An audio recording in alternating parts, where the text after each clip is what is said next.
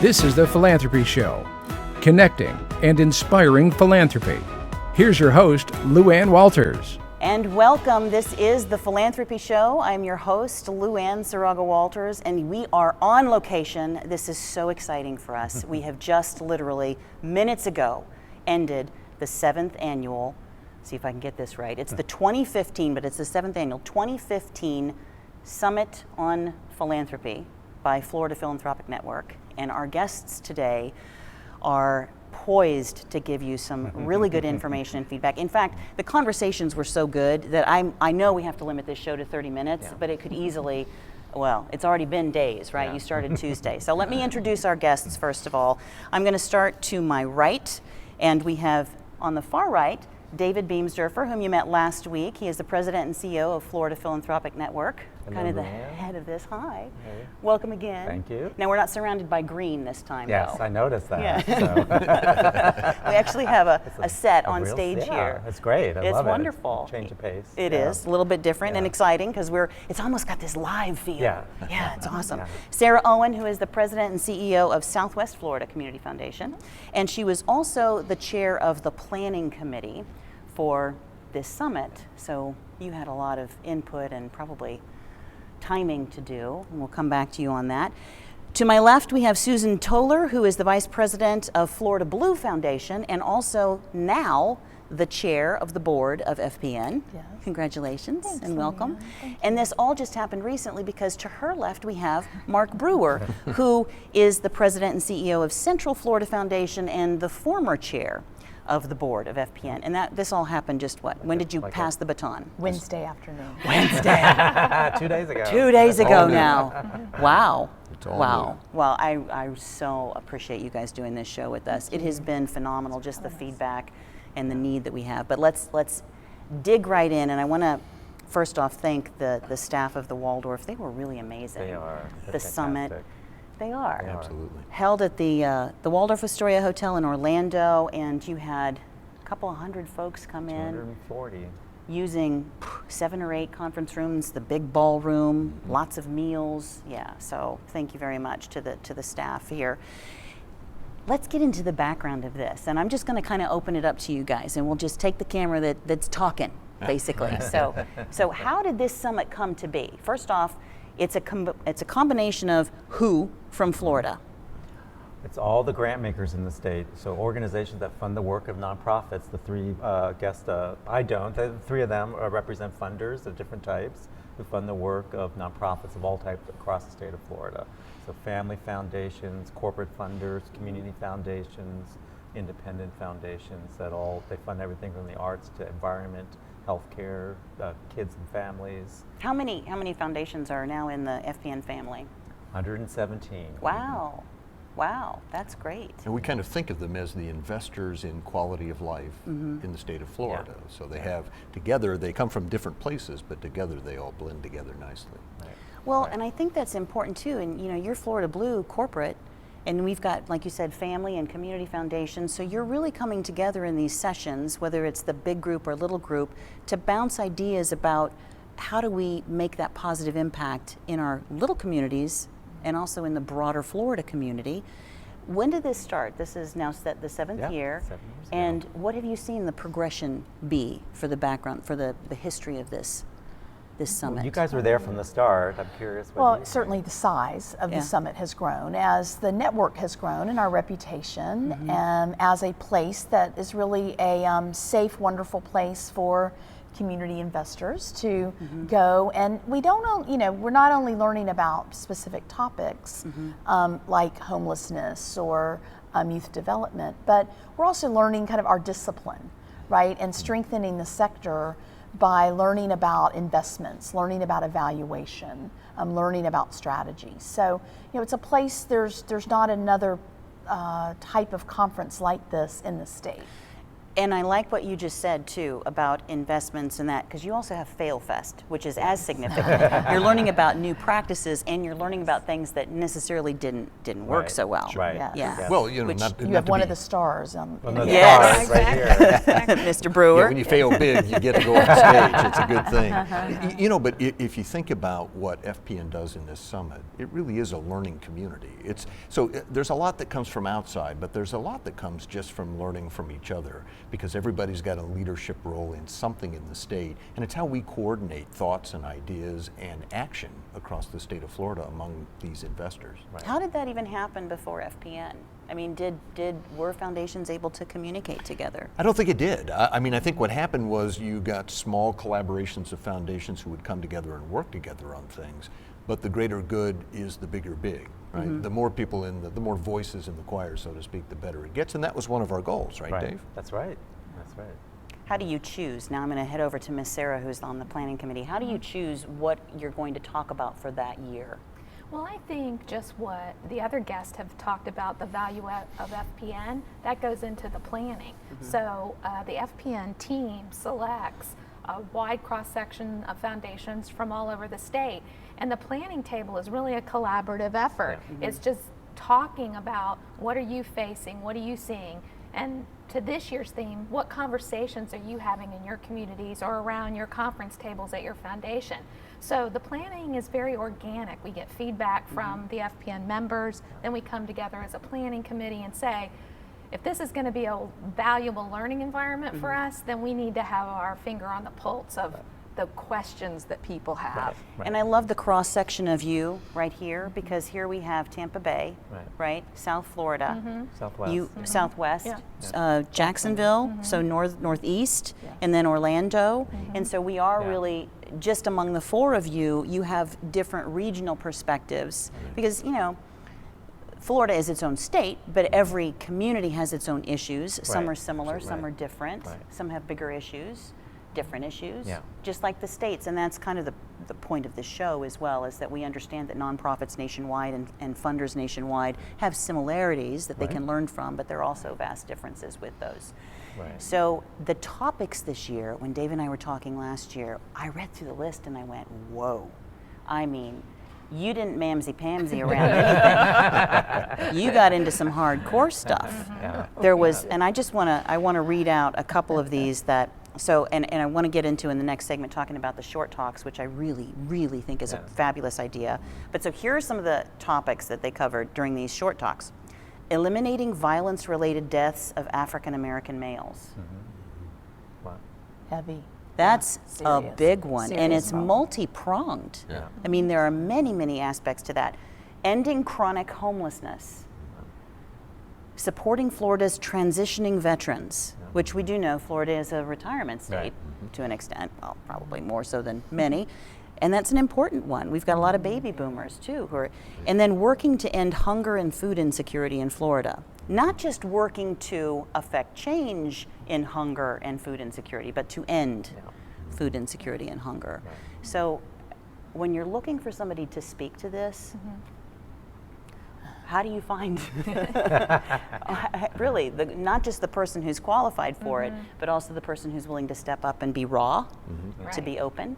Yeah, well, I think that's part of the role of the planning committee and the FPN team. But to go back to your earlier comment, that we didn't mamby-pamby around with the topics because we acknowledge that those are the things that we're facing in the field. And I don't think the professionals in philanthropy who gather with the network want to come and have vanilla conversations. I think they come to this conference expecting that all those issues you mentioned are issues that every one of us are dealing with in our own regions, and we're dealing with statewide, and we're dealing with at a national level. So this is our chance to learn from each other. So when we're looking for speakers, each one of us knows someone that's affecting change or policy in those areas, and we reach out to them. And in addition to that person, is there also some aspect of, you know that as a funder, your goal is to be able to fund a nonprofit, some kind of project, some issue or something. And so you also need to be educated about that subject that you're being approached to fund. You know, there's a model at play here, and Sarah and her team and the FPN team really executed this well. So you start thinking about solving big problems. You have to find the source problems, the things that matter, but there's no model, there's no franchise for how you do it. Just because it got done in Milwaukee doesn't mean we can move it here and do it. Those are all really individual hometown solutions. And so when you start to gather these speakers together, putting them in a context so that people can take what they got here back home and apply it to create the right kinds of strategies. I think that's the magic of what Sarah's team and the FPN team got done this year, by putting, not just bringing good speakers, but putting them in the right context. Right. And so you've put them in the right context, and I had asked Dave this too, and I wanted to talk a little bit about this before we go to the break. So you put them in context, people are receiving that education, they're able to kind of figure out, this is where I need to move within my foundation, this is, these are our next steps. How do you determine what those next steps are going to be from a state consideration? In that collaborative process? What goes into that? I think that's something our board spends a lot of time thinking about, because it's not so much what's the next big thing that we should focus on. It's how do we create the consistency of bringing solutions to problems? How do we bring people together to solve these problems? Because if we all had the answers and could just execute them, that would be a money issue. But this is really about the motivation of communities to work together to try to solve these problems. And that's something that, some people think of that as the soft side of philanthropy. But that's really the magic of putting corporate, community, private, public foundations all together in one big circle to let them try to figure that out. And that's one thing with this conference that we really do. It's not just we have this conference, we all go away for a year. We are really intentional at FPN about using this as sort of a starting, jumping off point for the year. What are the conversations bubbling up? Where's the real energy? And that will guide our work for the next year. Just in the last 2 days, there were, for example, a group of funders who really care about ending homelessness, and they've decided they want to create through FPN now a more formal structure to collaborate together. So that's something now we're going to work on because it happened at this conference. We had a group of representatives of women's funds and foundations around the state who met together here, and now they want to do a similar thing. How can we work together and collaborate? So it's those kinds of things that we start some conversations here, but then it sort of is a kickstart for our work to move the issues forward and work together more effectively. And I want to dive into those a little bit more in just a second. And the reason I wanted to do this background in history is because I really want to dispel the myth or any thinking, if there is any out there, that funders are going away to have this wonderful time at a hotel, right? And we're exhausted. We're looking for a few days off. These are big thinkers, big thinkers looking at what are the real-time problems that we can affect real change using an engagement model, and then also something that was in a session that you moderated about doing away with the elitism and really being transparent so that we can go to that grassroots, go to that nonprofit level that are out there making that change. So we're going to take a break and we will be right back with The Philanthropy Show. Follow The Philanthropy Show on Facebook for behind-the-scenes action, polls, and commentary. Welcome back to The Philanthropy Show. We are talking on location in Orlando at the very tail end of the 7th Annual Summit on Philanthropy. Big time fun here with the Florida Philanthropic Network of foundations. 100 and how many, Dave? 117 grant-maker organizations. 117 grant-making organizations throughout Florida. And we're talking about the big conversations that need to be addressed within the state. Various regions, obviously, affected by different issues, but some of them very much the same. And while we were on break, Mark, you had mentioned something about the a theory or a thinking that's really not true about just handpicking an issue and saying, well, let's focus on that. So talk to that just for a second. Well, I think one of the great issues and strategies around philanthropy is responsiveness.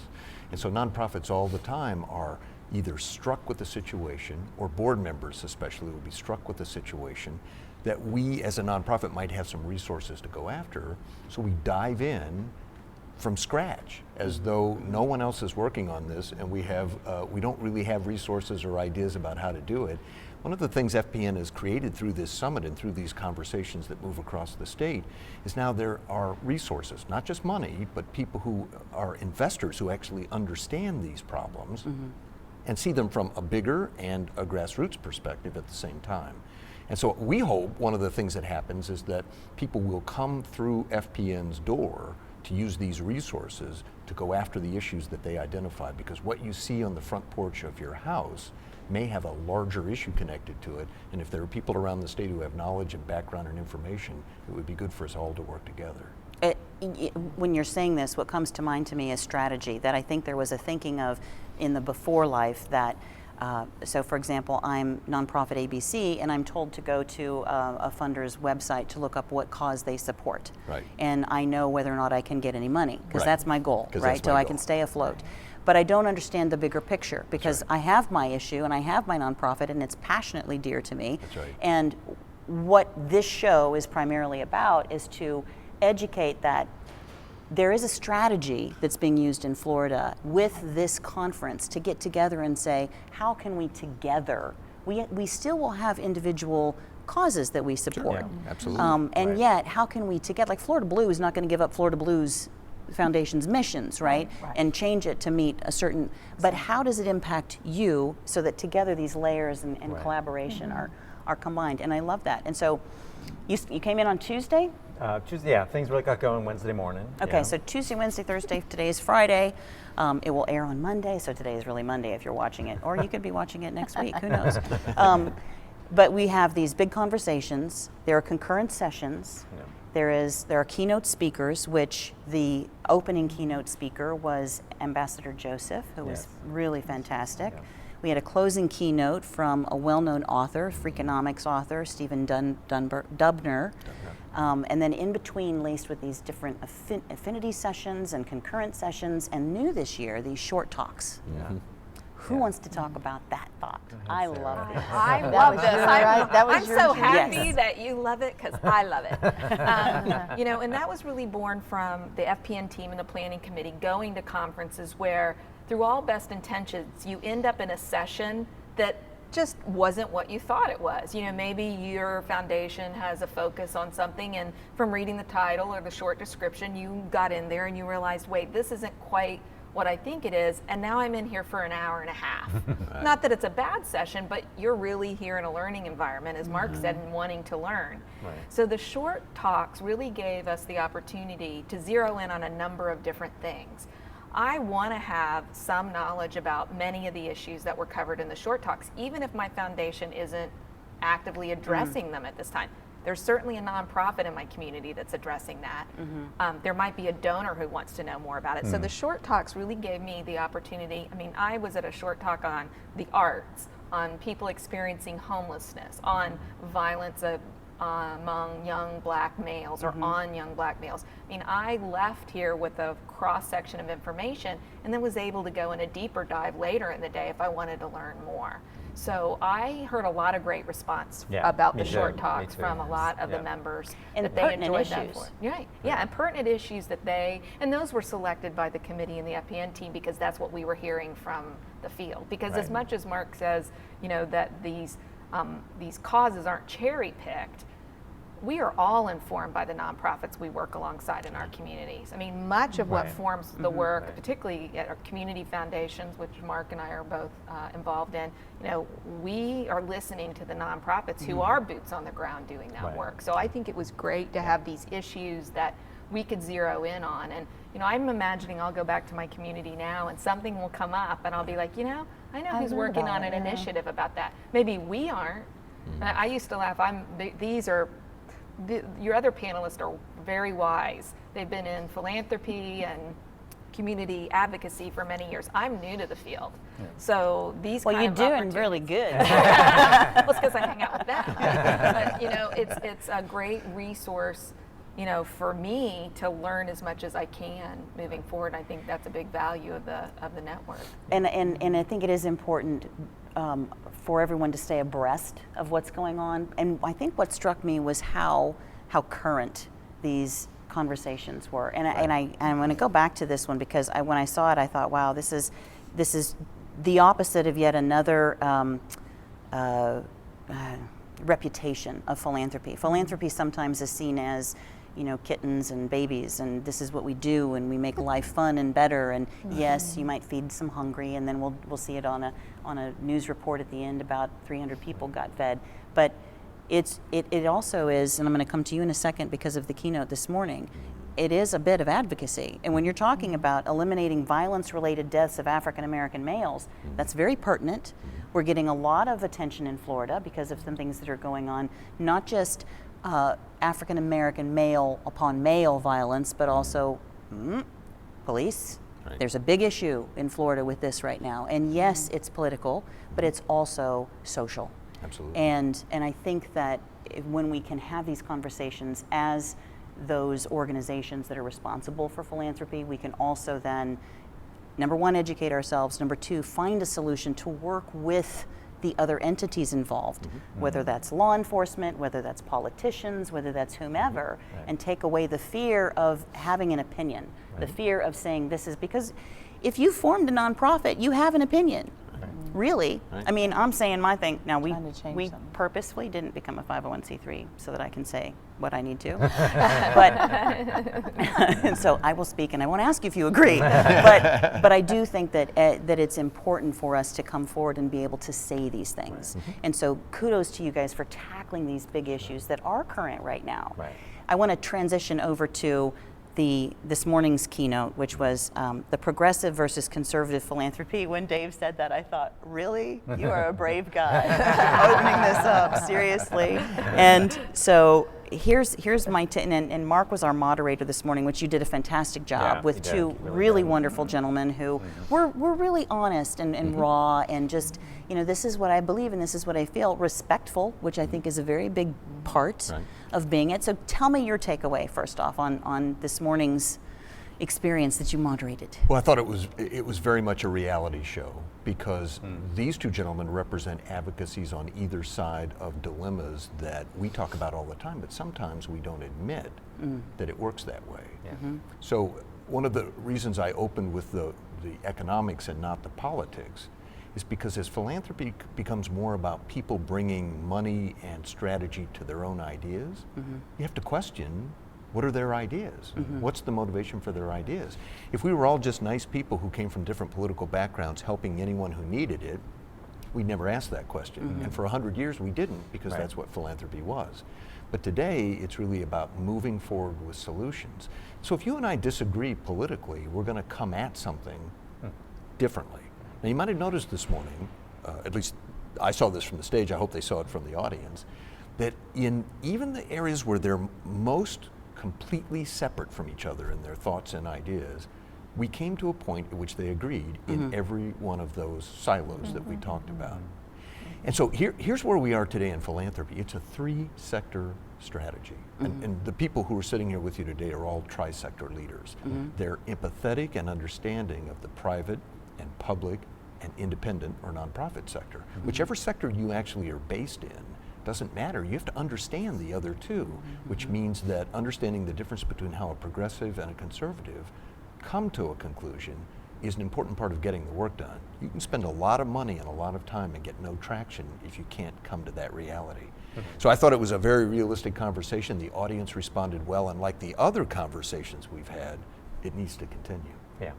Well, I wonder how can foundations or grant makers have that kind of influence towards an end? You may have an agreed upon end. So what is the process that you would go through in that? I mean, how, for example, with corporate funding, how can you play that role? I mean, I'm asking a very vague question. Well, that discussion, kind of the beginning discussion with Ambassador Joseph and then Stephen Dubner, kind of bookended. Yeah, they did. Kind of a theme around social capital, and Mark's like the expert on social, what that is. But that's really, it kind of came around full circle to me that is really our role in philanthropy, is fostering that in community. And something too, a couple of the sessions, I also heard a theme, and that's about not bringing your own agenda as a philanthropist. Now, there's anything wrong with that. You can. but being open to what the nonprofits are telling us. But I think the third group that we've probably not tapped into as well is the client, the end user, the consumer of those services. I went to a couple of sessions around evaluating what do they want. So, in your example of African American youth, the nonprofit may say to us, well, we've asked them and this is what they want. And we're going to come and say, well, we want them, to graduate on time. We want them to go to college. And gosh, we want you to guarantee they're going to finish college. You know what? They're in 6th grade. They may not, that's not what they need right now at all. They may need a caring adult in their life in some way. So that's really the takeaway that I got, is that I think our role is to listen, not just listen to our boards or our donors or the nonprofits, but also listen to that end consumer who's receiving those services that we help foster, and to help, how do we strengthen that social capital in a community? This might sound a little trite, but if you think about the evolution, the money that we distribute is not at all as important as the knowledge we disseminate, the information we collect, and the voices we engage to come to the table and talk about things. And so you could, as a very entrepreneurial, fast-paced problem solver, look at this as a big waste of time, because there's an awful lot of interaction and process and discussion. But without it, there's only money, and that doesn't fix things.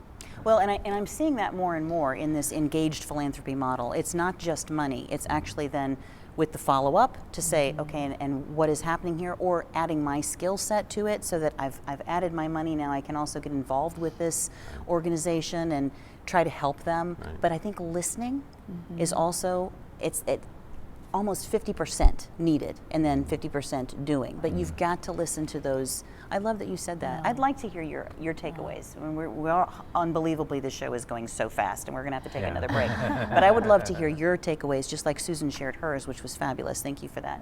Of the summit, what's a big aha that you took? I think I agree with Susan that there were certain moments that kind of bookended each other. When Ambassador Joseph talked about the whole idea of, I want to be me. Oh, I love Right. that. Like, Wait, I wrote it down. I don't want to have it wrong. I want to be me without making it to be difficult to be you.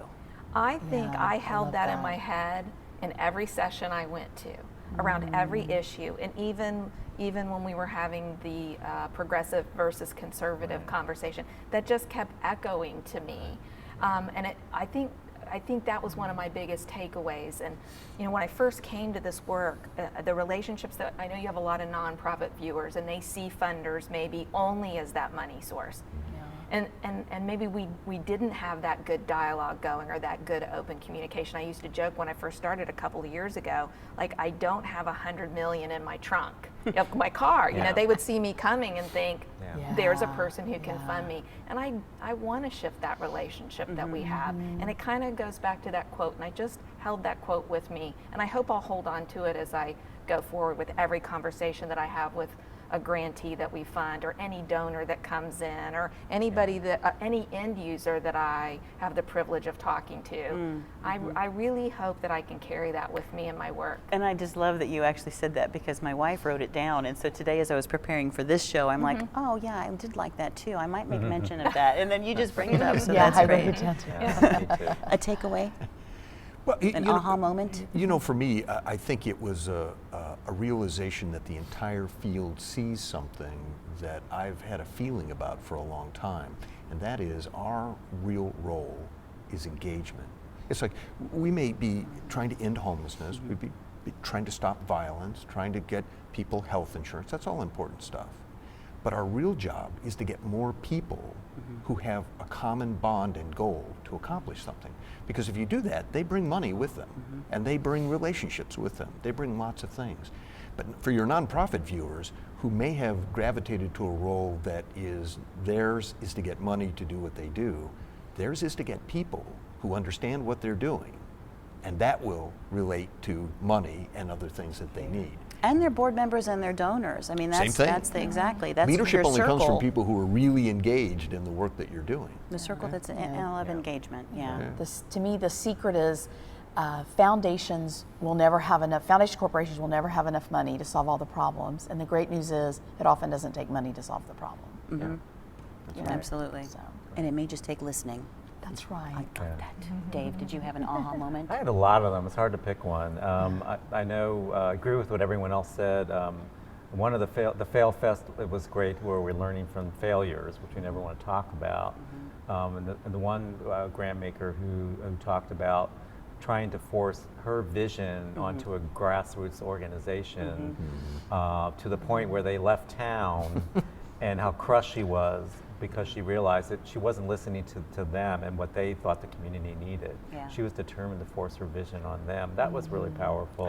I'm just hearing a theme, listening and engaging. And on that same theme, we had a dinner and a movie where we screened a movie that was about the history of the Miami Sound. Apparently in the 60s, nobody knows anymore, it's lost to history. Miami was a hotbed of soul and R&B. Got overshadowed by Detroit. And so Vice President for the Arts at the Knight Foundation, Dennis Scholl, did a documentary. He worked 4 years on a documentary that we showed last night, and then he did a little post-filming discussion, and somebody asked what was his takeaway from doing that, and he started to really, kind of tear up and say he's become a much more empathetic grant maker, because he funded folks doing film and arts and theater. It's really, really, really hard work, which he knew, but intellectually he knew, but then he experienced that. And so that for him, was something he learned. So again, listening, being empathetic, listening to what the community wants, is something that we heard throughout the 2 days wonderful. as well. You guys are an amazing, and I could go on for 3 shows with you, but we're going to take a short break and come back, and when we come back, it's time for Truth or Care. We'll be right back. The Philanthropy Show is on demand every Monday at 4 p.m. Eastern Standard Time at both thephilanthropyshow.com and YouTube/WatchMVVP TV. And now a word from our studio sponsor. Hi, I'm Sarah Leonard, the Fund Development Academy Director at the Nonprofit Leadership Center of Tampa Bay.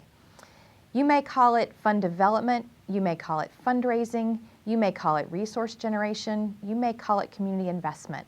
But no matter what you call it, it is critically important to your organization. And that is why the Nonprofit Leadership Center created the Fund Development Academy. We are here to help you with your fundraising. If you're new to fundraising, our Fund Development Fundamentals Certificate is perfect for you. You will leave with the information you need to get started. If fundraising isn't new to you, our Fund Development Leadership Certificate is meant for you. If you want to broaden your understanding or sharpen your skills, join us for any of the programs in the Leadership Certificate. So no matter what you call it, we know it's important to your organization, and we are here to help you. And as always, we work hard to educate, empower, and connect all parts of a nonprofit organization, including your fundraising. Welcome back to the Philanthropy Show. We are wrapping up today's show with some wonderful folks that have participated, planned, and executed the 7th Annual Summit on Philanthropy for the state with FPN. And this is the time that I want to get a little bit more personal. We've kind of been cerebral, and now we're going to kind of go into that heart space a little bit some more. Because I think that philanthropy, sometimes we get into the conversation around it and we lose sight of why we're doing it, which is really because we feel connected to something, and that's through the heart. So this is Dave, you've already taken part. If you want to share another thing, absolutely, maybe something from this summit or your life experience. But Truth or Care is a truth, an example, a story, a care moment that was transformative for you, that is coming from that hard space about why you're involved in philanthropy. What is the definition? What does that mean to you? So I'm just going to let the fickle finger of fate decide, and it's pointing right there. Oh! She's like, I wish I could go last.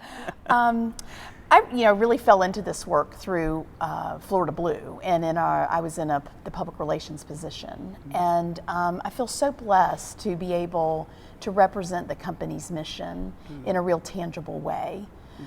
Every day. I always say I have the best job at the company because, I get to live out the mission and see our work in action, whether it's through our employee volunteers or our financial resources. But quickly, there was a time early in our foundation career where we had given a grant to a group called Hispanic Health Initiatives in Central Florida. And they were teaching migrant workers who were at risk or had diabetes. They were teaching them on a Saturday in a class, and it was all in Spanish. And I went to go, deliver the check. And I brought my daughter and my husband, and we had breakfast, and we kind of made a day of it. And so the whole time they're talking, I have no idea what they're saying, right? Because they're teaching in Spanish, but I could tell it was effective. And there was a young man and his wife, and I'm assuming his mother and his children all there. And, he's calling me an angel, right? And telling me, I didn't know what he was saying, but I was going to translate, God, blessed me to be with him, and he, we've saved his life, and he now can work and provide for his mother. And so you can imagine, right, the tears. So that's really, whenever I kind of need that, I go, okay, let's go, out and do a site visit, right? Because to get, again, close to that end user, that consumer. You got connected to another human being. Yes, and it's not just about the evaluation and the application and the criteria and the check. It's really about that connection. So that's what keeps me going. That's awesome. Thank you for sharing that, Dave. Are you going to go again, or? Well, I'm not a grant maker. I run an association of grant makers, and why I do this work. This conference represents why I do it, because what we want is to help our members come together to learn how to work more effectively, work together, and increase the impact and grow philanthropy in the state of Florida. This was our largest ever conference. We saw sparks going the whole 3 days. People learning new things, being motivated to try something new to solve a problem in their community. And that's really what I get joy out of. So, and that's really keeps me going. I just thought of something for you. It's the 3 C's: connecting, collaborating, and caring. That's right. Wow. There you go. Love it. That'll be our new tagline. I think we'll see that again. So everybody was asking me you must be exhausted, you must be exhausted. I'm like, I'm not. This is why I do the work, and it fuels you. Do you feel energized? Yeah, so I'm really, I may collapse in 2 hours, but I'm like, no, I'm fine. I'm fine. This is why I do it when it works out, and when we bring all these great leaders like the folks here together, because it's just 7 years ago this was a dream, and it wasn't happening, and now look where we've come. That's so wonderful. It's amazing. And I love your passion. I love your passion. Mark?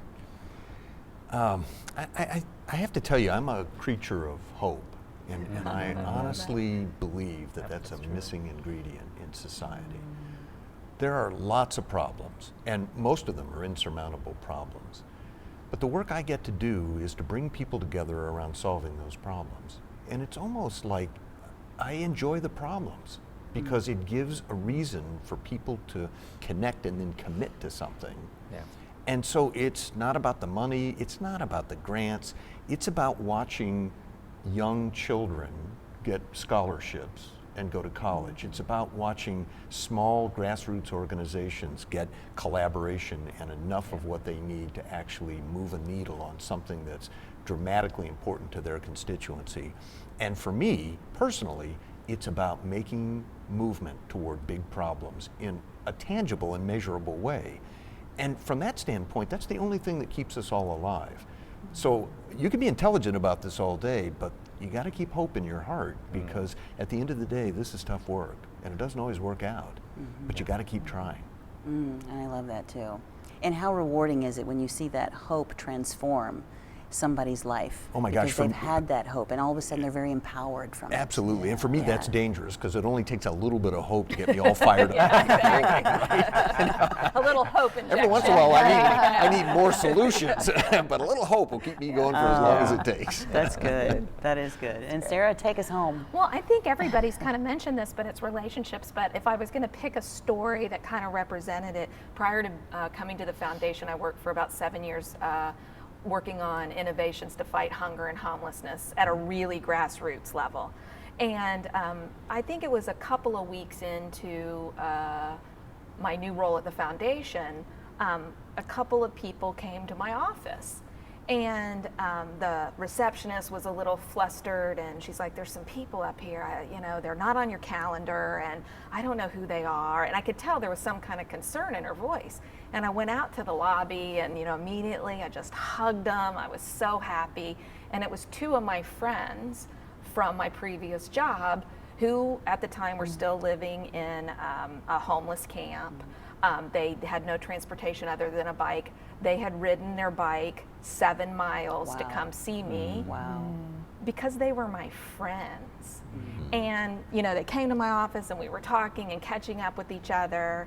And after they left, some people came to me in the office and said, oh, were those some of your clients? And I was like, no, those are some of my friends. And there was just this moment of that knowledge that I have the privilege, kind of like you said when you gave the check, or how you feel about hope, or how you feel about connecting people. It was that moment that I realized, like, this is all about relationships, and that I had the privilege to know who do you all know that would ride their bike 7.5 miles to come by and say, hey, how's it going? Or I have a check in my drawer at my office that a copy of one that I'll never get rid of a friend of mine who had been engaged in the work. As soon as he got a job, his first donation, the first thing he did when he opened a checking account was to write our organization a check for $25 because he said, I just want to be part of this. And so it kind of goes to what you say. It's like, it's this community of people that are making the change. And I think sometimes people look at foundations or grant makers as just the suppliers of the money, but it really is all about the relationships. So I'm just grateful for those friends and every other friend that I get to make along the way. Oh, I love that. And I am just so grateful for the four of you. And this really does put into perspective that philanthropy is the love of humanity. That's what that is. So thank you, Dave, again. Thank you, and congratulations, Sarah. And thank you and congratulations, Susan and Mark. Thank you so much. And this has been the Philanthropy Show. Oh my goodness, this is so much fun. We'll see you next Monday. Take care.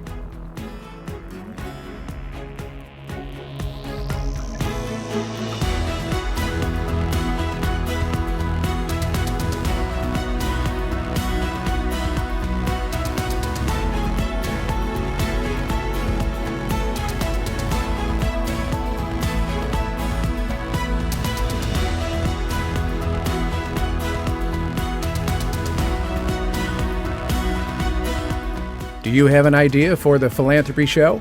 Contact us via our website or email us at tps@myvideovoice.com.